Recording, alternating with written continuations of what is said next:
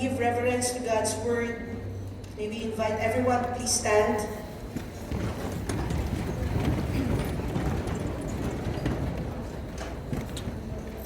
Lord, this is your Word that we will be reading. Our prayer, God, is as we read it, we give reverence, God, to your Word, valuing it, chewing it, and allowing the nourishment of your Word to be spread out to our whole being. Lord, allow us, Holy Spirit, speak to us. Allow your Word to pierce through us like a double-edged sword. And allow your Word to transform us from the inside out. In Jesus' name, amen. Let's read from Ephesians 5:22 until chapter 6, verse 9. And the Word of God said, "Wives, submit to your husbands as to the Lord. For the husband is the head of the wife, even as Christ is the head of the church, his body, and is himself its Savior. Now, as the church submits to Christ, so also wives should submit in everything to their husbands. Husbands, love your wives, as Christ loved the church and gave himself up for her, that he might sanctify her, having cleansed her by the washing of water with the word, so that he might present the church to himself in splendor, without spot or wrinkle, or any such thing, that she might be holy and without blemish. In the same way, husbands should love their wives as their own bodies. He who loves his wife loves himself. For no one ever hated his own flesh, but nourishes and cherishes it, just as Christ does the church, because we are members of his body. Therefore, a man shall leave his father and mother and hold fast to his wife, and the two shall become one flesh. This mystery is profound, and I am saying that it refers to Christ and the church. However, let each one of you love his wife as himself, and let the wife see that she respects her husband. Children, obey your parents in the Lord, for this is right. Honor your father and mother. This is the first commandment with a promise, that it may go well with you, and that you may live long in the land. Fathers, do not provoke your children to anger, but bring them up in the discipline and instruction of the Lord. Bondservants, obey your earthly masters with fear and trembling, with a sincere heart as you would Christ, not by the way of eye service as people pleasers, but as bondservants of Christ, doing the will of God from the heart, rendering service with a good will, as to the Lord and not to man, knowing that whatever good anyone does, this he will receive back from the Lord, whether he is a bondservant or a free. Masters, do the same to them, and stop threatening them, knowing that he who is both their masters and yours is in heaven, and that there is no partiality with him. God bless the reading of his word. We may now take our seats.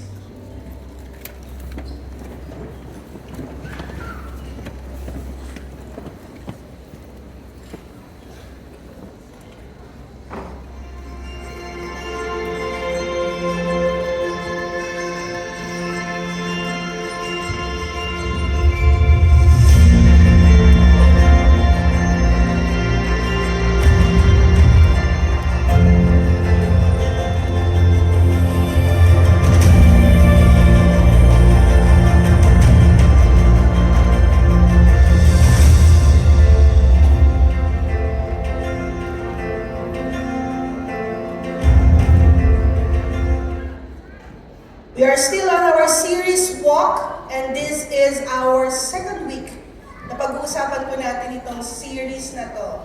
And all the topics ay nanggagaling po sa letter ni Paul to the churches in Ephesus, to the believers, to the Ephesian believers. So we are excited for, i-discuss po natin ito ulit this morning. But before we proceed, may we know who among you are joining us for the very first time. So kung first time niyo po, can you raise your hand so we could welcome you and acknowledge you? Sige po, if this is your first time, kindly raise your hand. Yes, we have people at the balcony. Thank you so much for joining us. Our ushering team is approaching you.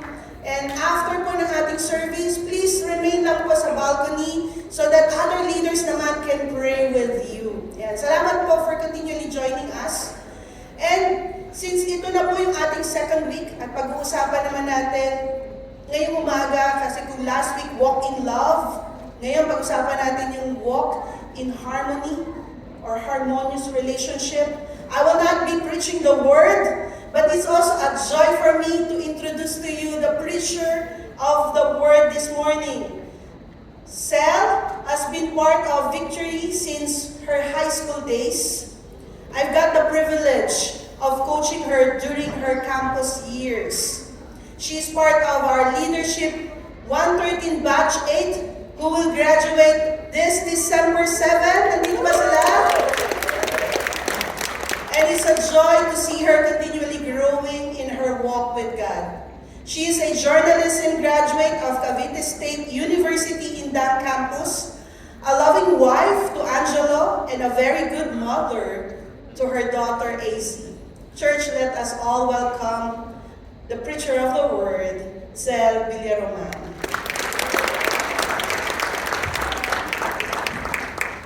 Yes, thank you so much for that very delightful introduction, Ate. Once again, good morning, church. Good morning. May lalakas pa yan eh. Good morning, church! Good morning. Yes, nagpapalakas ako ng loob ko kasi talagang, alam niyo yung feeling dito sa ibabaw, walang talaga. Intense, pero I'm very excited today. And once again, my name is Zel Villaroman. And we are already now in the second installment of our local series, which is Walk. So, but before we move on, let me introduce my family. Wait lang, limutan ko ako pala mag-click. Okay, there you go. Okay lang. Oh, okay yan. Alright, so I'm a mom of two. Ay, isa lang pala. Magkamukha kasi sila. So medyo nalilito ako kung anak ko ba yung isa. Pero yan, I'm a mom of one. So this is my husband, Angelo or Al. And this is my daughter, AZ. Ngayon nasa kids church siya. Nag-enjoy sa craft. Okay, so now let me move on sa ating topic. Walk in harmonious relationship. So last week we have learned that we are imitators of God because we are His children. Now we are walking in light. Sabihin mo nga sa katabi mo, walk in light. Yes, we are walking in light because Jesus is in us that shines now doon sa paligid natin or doon sa surroundings natin. Now, that knowing that we are the light of this world, nagtataka ba kayo, paano nga ba tayo mag-walk sa light na to? Yung light na to, paano ba natin isasabay itong light na to sa mundo na to? Can we pray first? Sige, let's close our eyes. Lord, thank you so much for this time that we could learn about your word again. Sana, Lord, that it will minister to us, God, yung word mo na personally, kakausapin mo kami dito. Thank you, God, because we're just going to open our hearts and minds as we listen to your word today. Thank you, Lord, for being present now. Holy Spirit, be with us now. In Jesus' name we pray. Amen. Yes. Okay, so again, this is the walk in harmonious relationships. So, bigyan ko lang kayo ng konting context about sa ating word today. Parang ayaw gumana ng clicker. Ayan, gumana na. Very good. Okay, so let me give a bit of context about the letter of Paul. So during the Roman Empire times, they were acknowledging that a household is the basic unit of the society. Okay? So gumawa sila nitong tinatawag natin the household code. Isa siyang batas to secure the order and harmony no unit na yun, which is the household. So within the household, meron diyang tinatawag natin ng mga patriarch. Hirap na, patriarch. So yan yung husband, father, and master. So itong tatlo na to, they were called the paterfamilias. Yes. They are the oldest living male in the household. So, ang role nila is to exert their strength and dominance doon sa mga nasa ilalim nila, which is yung wife, child, and slave. So, in the Roman times, yung mga paterfamilias, sila lang yung nire-recognize or sila lang yung ina-acknowledge or ina-addressed. Diba? Ang dami. Recognize. But anyways, so sila lang yung ina-address because of the power that they have. Sila yung head ng family. So they don't address the wife, the child, and slave. So they don't have the right. But Paul addressed and give instructions to the wife, child, and slaves, which is nagkakaroon ng counterculture. Kasi nga, di ba, in their times, they're following the household code.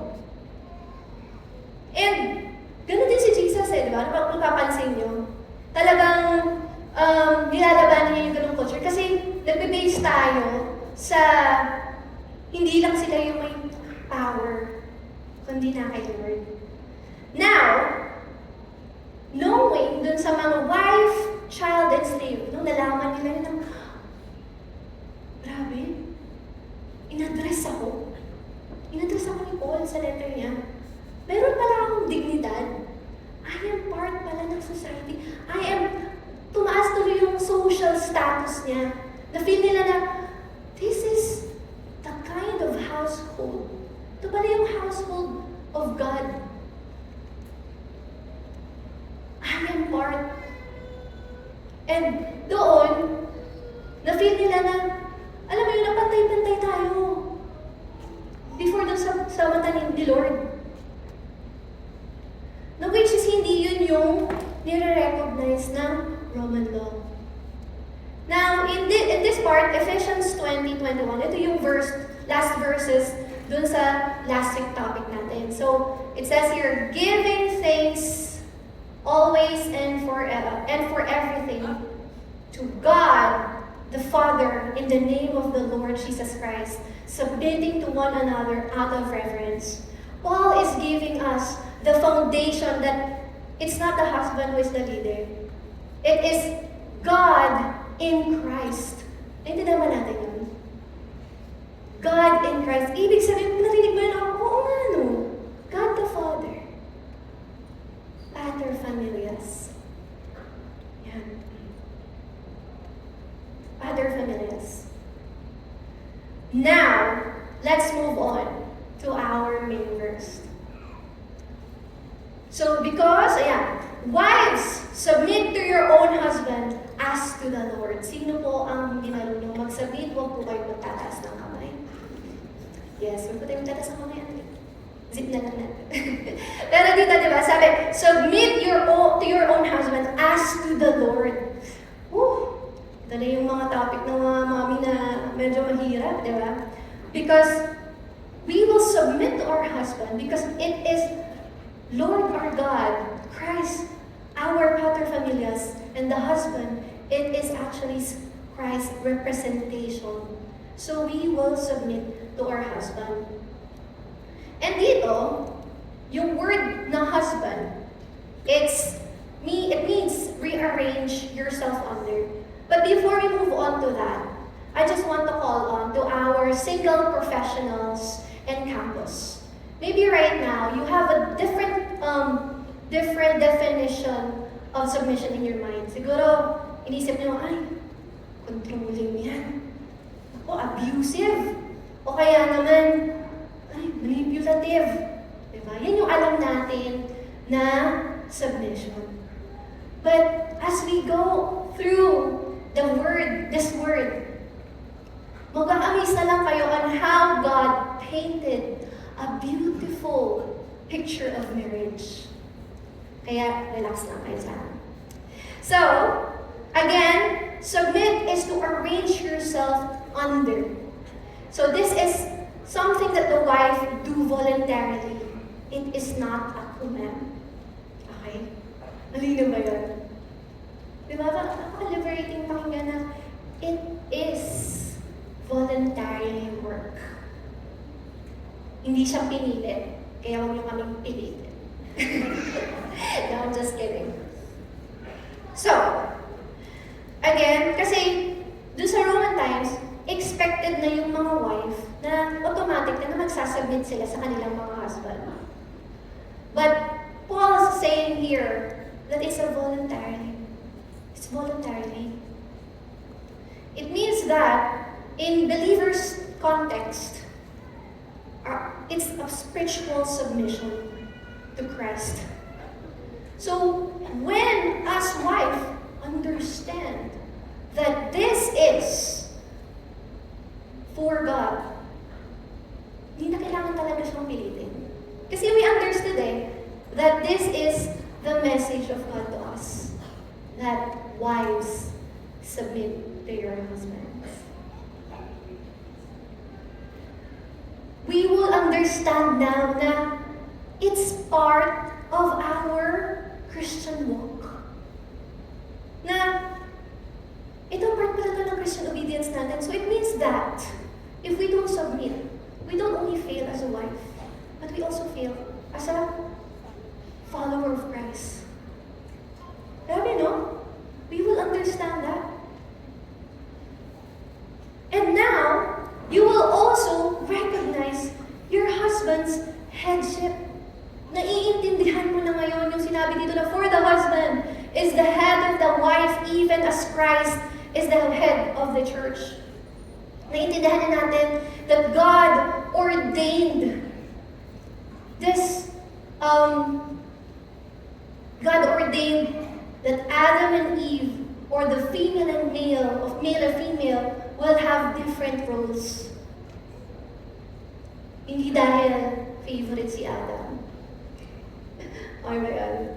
Hindi dahil favorite si Adam. Dahil we know now na si Lord talaga may purpose sa bawat role natin sa family. And you will understand that your marriage is a model of the union between Jesus and Christ. Akala kasi natin minsan yung marriage, ano lang yun, parang, kinasal na ako. This is the happy ending. Happy ending pala ng masasayang araw mo. No. Hindi, pero diba, aminin naman natin, yes, may mga trials, may mga challenges, but at the end of the day, when you look to your family, you're saying, thank you, Lord. Thank you for this family that I have. I am blessed. Okay.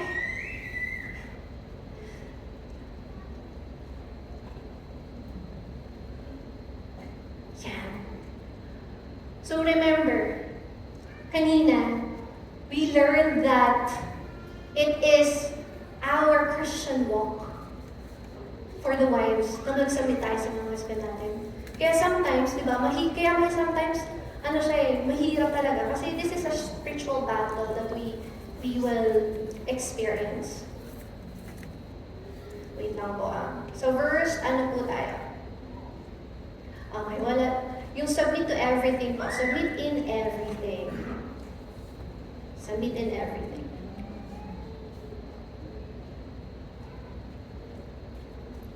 Andiyan po ba yung submit to everything? Okay.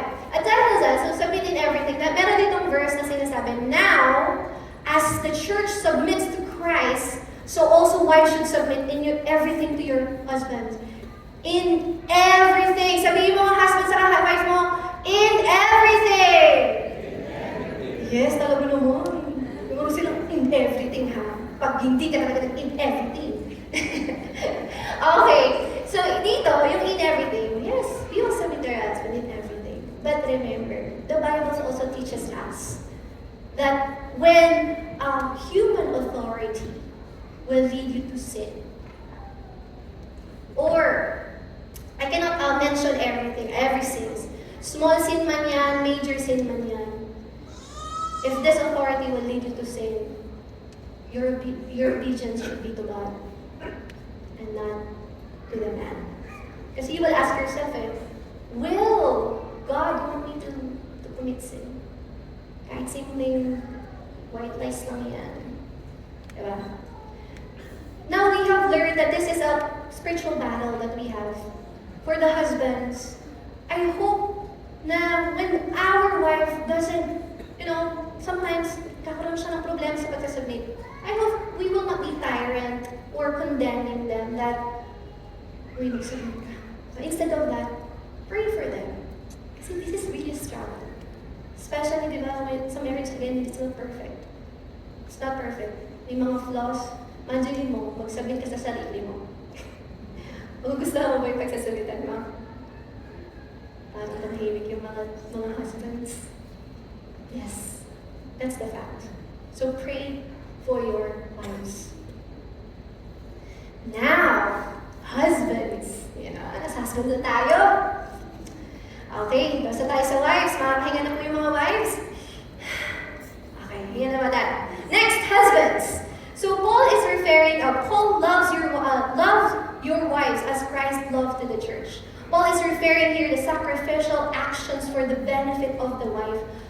Paul used 3 times as many words para i-describe yung responsibility ng mga husband. Ibig sabihin, mabigat talaga ito. Kaya, husbands, be ready. So first here, love your wives. Because during those times, yung mga husband are not necessarily expect to show their love to their wife.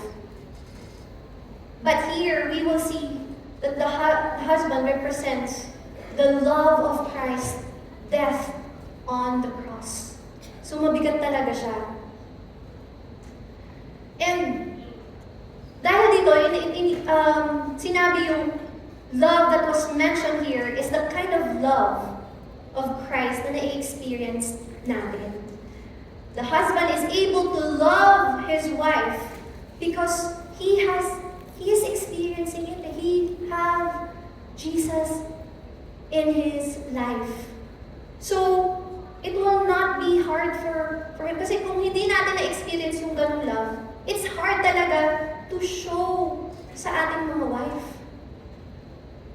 We cannot give what we do not have. And the word love here is the Greek word agape. It means that it is a sacrificial, absorbing love, self-denial, loves without change, self-giving without demanding or repayment. Grabe, no? That's the kind of love that Jesus showed dun sa cross. And dahil na naintindihan na natin mga husband na ito pala yung pagmamahal ng Panginoon sa akin. Kaya now, my response is to love my wife. And it's easy now for us to understand this part of the verse that in the same way, husbands should love their wives as their own bodies. Ayan yan. Ano ba tayo? Yung sa ano tayo? Oh no! Okay. Sorry. Ang arte na. Okay, so yan. Yeah, so yung love your own bodies. So mas madali na natin maintindihan ng mga husbands. Ano ba ibig sabihin nun? Kasi di ba sabi, love your own body, it means we will love our wife as we love ourselves. Di ba? Ganun yung pagkakaintindi natin. But actually, it's more than that. We will love our wife because she is part of me. ganon. When we go back to the creation, we will understand that when Adam was created, Eve was taken from his side to protect her, to love her. It means that Eve is Adam, that they are one. Kaya pala when you hurt your wife, di ba? It also hurting you. It means that when you're neglecting your wife, you're also neglecting yourself. When you abuse your wife, you're also abusing yourself. When we curse to our wife, you're cursing yourself because she is part of you. Di ba? Yes. She is part of you. Mga wife, sabihin mo na naman sa mga husband mo, I am part of you. Wife, alam mo kaya di ba lakasan yan? I am part of you. Ay, parang ayaw mo. Sige, wag na lang. Diba? I am part of you. Kaya remember, husbands, imagine niyo ito yung mga wife niyo. Yung kamay niyo yung wife niyo, part of you. So, when it is hurting, hahayaan mo na lang ba? Di ba hindi? We will cherish it, we will heal it, we will provide for it, we will shelter it. Kasi this is part of you. This is who you are. This is, your wife is you. So we will understand that. Kaya when you bless your wife, you're also blessing yourself. Kaya parang ang biblical naman happy wife, happy life. Di ba na yun siya? Kasi when your wife is happy, you're gonna be happy. Di ba walang problema, walang away? Tama ba, daddy, sa mga husbands? Na, yes, ang lakas ng yes nila doon. Di ba? Ganun talaga. Masaya yung life when our wife is happy. Alam nyo, I really encourage you to go through these verses kasi napakasarap sa feeling nung naiintindihan natin yung rules natin. And now that we will, minsan lang kasi na-pressure ako. So, diba, we will now, we know now na, okay, suggestion, my recommendation, or not recommendation, I'm encouraging you to go through these verses. Kasi it really enlightened us, what is our role in our family? And part of that, I'm also encouraging you to join our victory groups. Yan, di ba masigil na yun? Pero yan, totoo yan Kasi dito sa congregation, hindi natin gano'n na tututukan lahat. Yung mga questions, hindi natin nasasagot. But through this victory group, huwag niyo munang ipakita. Okay, yan. Tama na. Okay. Ayan. So yan, yung una namin dito na victory group. I'm honored to lead this woman. Kasi nung una, ako lang yung nag-join ng victory group. Kasi yung husband ko na ayaw ganyan. Siguro sa inyo, parang nahihiya kayo mag-join. Kasi yung husband ko, yung wife ko, ayaw kasi mag-join. Okay lang, mag-join lang kayo. Kasi here, you will learn God together. And you will be encouraged na you're not alone. And they will pray for you. Yung moment na yun na pinag-pray namin yung husband ko, sana hindi ako maiyak. Pero anyways, yun nga, yung pinag-pray namin yung husband ko, talagang, alam mo yun, parang eager kami pag-pray mga husbands namin. And God answered my prayer. Now, He's joining us dun sa victory group. Pero ano naman natin sila? Diba? Ganun tayo. We pray for one another. We encourage one another. So, hindi lang siya part na yun ng victory group. Binibidyohan lang ako. Thank you. Ngayon pa nakarin ko yan. Diba? Ganun ka-faithful si Lord. Now, dahil nasaya na ang marriage ng husband and wife, let's move on to the child. Children, obey your parents in the Lord, for this is right. Word obey. So obey. Obey means to hear under. Okay? It is a stronger word than submit. Kasi sa submit, remember, it is a voluntary word. Here, submit is a command. You don't have a choice. That's right. You don't have a choice. You will obey your parents. Because again, we are obeying in the Lord. Babalik ulit tayo para magaya sa wife. We are submitting ourselves to our husbands because we are submitting ourselves to the Lord. It is part of our Christian obedience. The same with children. This is part of your Christian walk. So we will obey. And maybe you're thinking na, ay, nako, hindi na ako, matanda na ako, finally, lumaki na ako, hindi ko na ako susundin yung parents ko. Actually, no. Hindi ibig sabihin na adult ka na, you're already free to your obligation to obey your parents. Still, you need to honor your father and your mother. For this is the first commandment with a promise. Honor them. Yung word honor them, it means, the Hebrew verb kabed, to reverence and respect. Bibigyan natin siya ng respect, yung mga parents natin.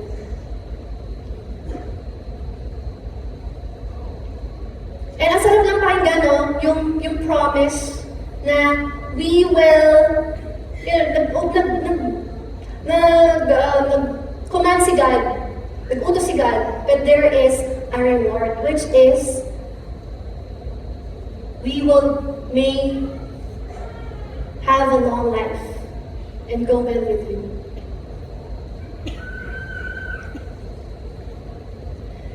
Now, yung obedience, hindi yan, as part of our parents naman, yung obedience, hindi siya yan automatic na, ay, mag-obey na yan.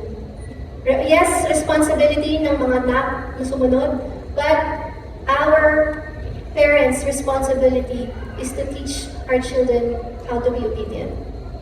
It is like a habit that needs to be practiced. Ganun siya. It needs to be practiced. Kaya tayo, as parents, we will guide them. Kasi I remember that disobedience is already part of our sinful nature. Nung pinanganak tayo, namana na natin from Adam and Eve. We are already disobedient. Kaya hindi nyo na kailangan tulad. Yan na yun. But now, our role is to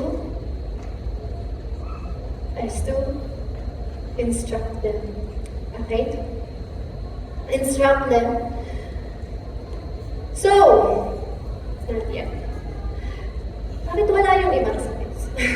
Okay. So sabi dito, fathers, do not provoke your children to anger, but bring them up in the discipline instructions of the Lord. Alam niyo ba, nung Roman times, para yung mga father, yung mga paterfamilias, yung mga baby doon, pinapaligoan nila ng malamig na tubig. Kasi they believe, pag pinaligoan ng warm, magiging weakling yung baby paglaki. Ganun kalala. Imagine mo, no? Kahit nga tayo mga Pilipino, magde-December pa lang, makainit tayo ng tubig kasi nalamig na tayo. Diba? Pero sila, pinapaligoan talaga nila ng tubig na malamig. And also, dun sa mga boys, they don't let them sit and while eating and sleep for too long. Kasi they think na di magiging matalino yung anak nila. And now, actually, we also do the same thing. May mga harsh disciplines din tayo sa mga anak natin. I remember when I was young, my mom used to beat the soul out of me. Parang lahat na lang ata pinalo sa akin. Alam mo, sabi niya, hindi ka uuwi ng bahay na hindi ka lumbong. Ako na, iyak ako ng iyak. Ano ba yan? Paano ako pinapalo? Kinain ko lang naman yung pagkain natin. Diba? Ganon. Without explaining na, bakit? Ano ako pinapalo? Nagalit ka na. Di mo i-explain. And that, she left me hanging na. Okay, yun na yun. Pinalo niya ako. Natakot lang ako.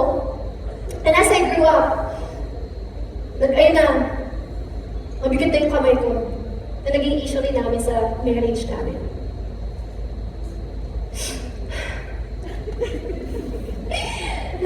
Okay, nalala ko si nanay ko eh. Ayan, so, naging issue siya sa marriage namin and ang hirap sa akin i-process yung thoughts and feelings ko dahil to. You know, I hope and pray na we will discipline our children out of love and not out of fear. Hindi ko sinasabi na huwag nyo nang paluin yung mga anak nyo. Because it's actually biblical. yung pagdidisiplina sa mga anak niyo, biblical yan. Because it's necessary, benefit, may benefits yan. May benefit yan sa mga anak niyo. Pero remember, yung nanay ko, syempre, naiintindihan ko na ngayon, bakit niya yun ginawa, diba? She's also a human being. Lahat tayo. Yun yung fault. Yun yung mga kakamali natin. But ang galing lang kasi now that we understand na nandito tayo ngayon, na naiintindihan na natin that we are the children of God. That we are walking this light. Kaya na tayo mga parents, di ba?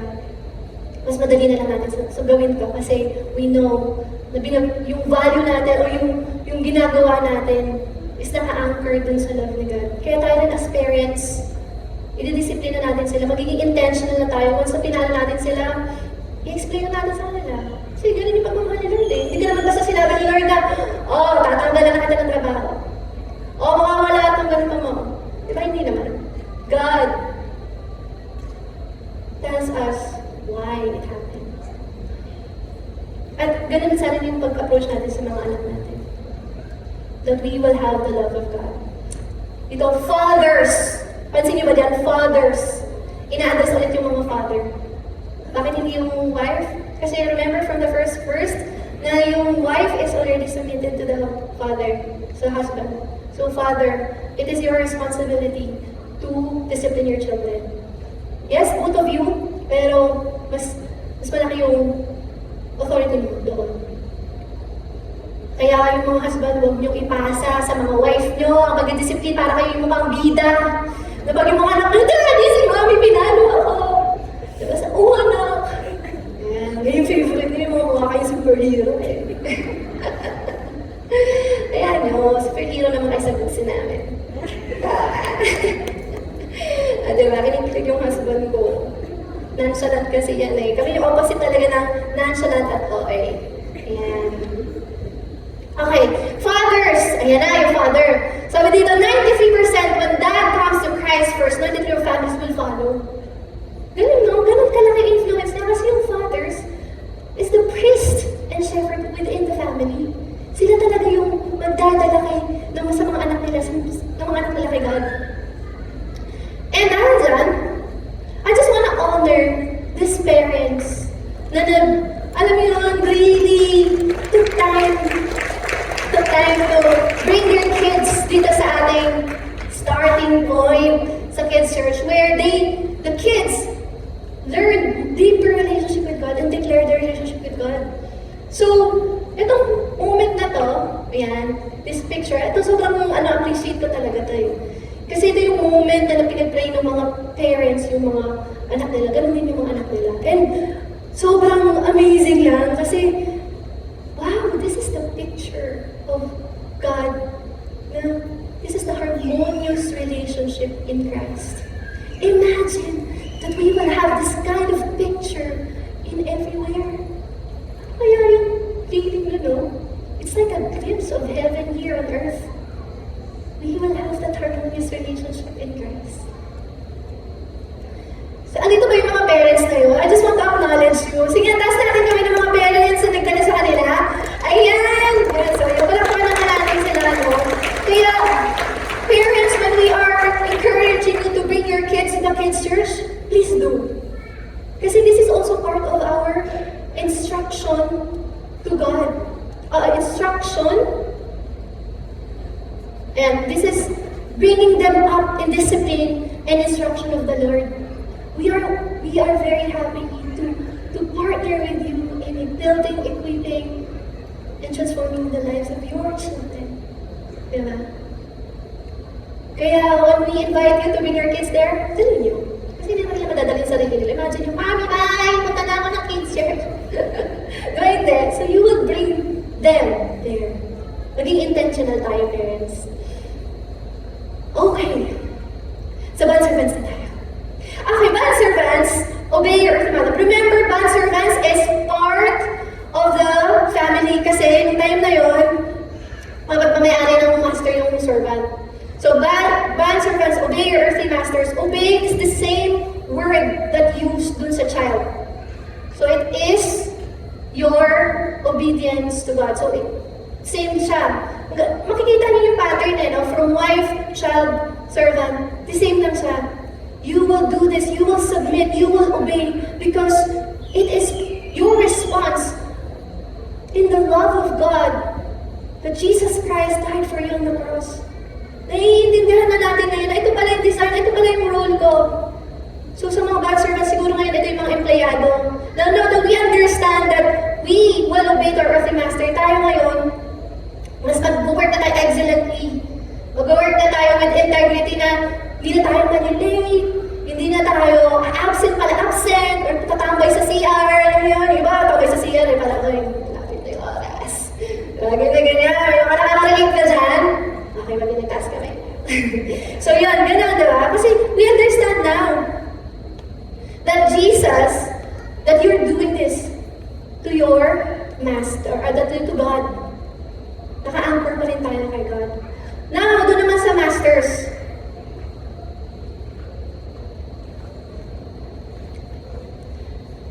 Ayan, so same obedience, master. Yeah, master, do not do the same to them. Do the same to them and stop your threatening, knowing that He is who is both their master and yours in heaven. That there is no partiality with Him. So do the same, absolute equal obligation natin to. Even a servant are work hard and honestly for their master. So masters are do the same on behalf of those who work for them. It means that, we are the master here on earth, but still, our master is God. Because ba natin yun? Our master is God. Now, remember when Jesus is as a master, but what He did is, He washed His servants' feet. That's the kind of leader and master that we are looking at. That He is a servant leader. That we must be a servant leader. We will show to our servants na ganito yung picture ng master, earthly master, that we are still anchored doon sa lordship ni God, ni Jesus. That we can now, humble ourselves, na hindi tayo yung, kasi time na yun, sa Roman, dahil pagka may-ari nila yung servant, they can do everything. They can kill the servant. And nowadays, siguro yung mga master, yung mga boss natin ngayon, kapag ang version naman is, gagawin mo, magiging abusive ka na boss. Papatrabahuhin mo yung empleyado mo kahit overwork na, ano yun, underpaid, overwork pa. Sino nakarinig dyan? Imagine, papapasukin ka, yung baha, lagpas tao, boss! Pag lagpas tao yung baha. Okay, ingat. Ingat? Ano, magsuswimming ako papunta ng trabaho? Di ba? So, I hope, masters, we will understand that the kind of master is that nirepresent na tayo ni God, ni Jesus. Ito yung kind of master na sinusunod natin. That we will not use our authority to threaten our servants. Now that we know that the Christ, that we will walk in love, we are now the children of God, that we are imitating God, we will do the same thing. If you understand the whole picture of wives, husband, child, parents, servant, saka master, maiintindihan mo yung picture of love na pinakita ni Jesus din sa cross. Can we read this? Sabi dito, Paul expands on this fourth sign of the Spirit by describing how it works in a Christian marriage. A Christian wife is to respect and allow her husband to be responsible for her, while the Christian husband is to love his wife and use his responsibility to lay down his life and prioritize his wife's well-being above his own. Paul says that this kind of marriage is a reenactment of the gospel story. The husband's action mimicked Jesus' loving self-sacrifice Well, the wife's action represents the church, allowing Jesus to love her and make her new. It's the same idea applies to relationship between children, parents, as well as the slaves and master. No? We will go back again to the verse that submit to one another in reverence of Christ. We can now submit freely, voluntarily. We can now obey happily. We can now serve excellently because we understand that this is Jesus' reenactment of sacrifice in the cross. Maybe some of you still struggling. Ano ba naman tong asawa ko? Lord, ang hatata ng prayers, pinag-pray ko na. Ganun pa rin. Lord, ang hirap sumunod sa magulang ko na hindi ko nakikita na deserve niya yung honor. Lord, ano bang tong boss ko? Nakakapagod na. Natutulog na lang ako. I send you an email. Diba? And maybe for the pater familias, the husband, the father, the master, maybe it's so hard for you now to know or to do this responsibility kasi ikaw mismo eh. Paano ba ito gagawin eh? Fatherless na ako. Hindi ko nga nakita yung dad ko na pinalaki kami ng maayos. Ang hirap. So hard. Hindi talaga madali. Hindi madali talagang ipakita yung ganun love. Pero ang galing lang.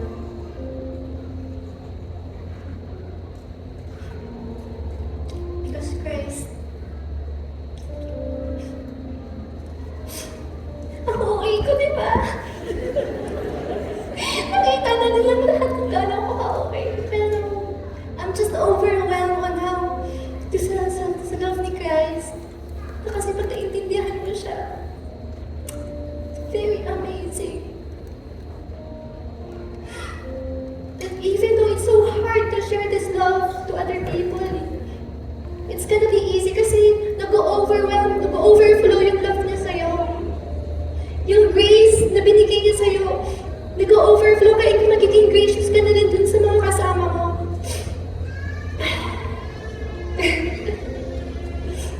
Pwede mo palakpakan natin si Jesus.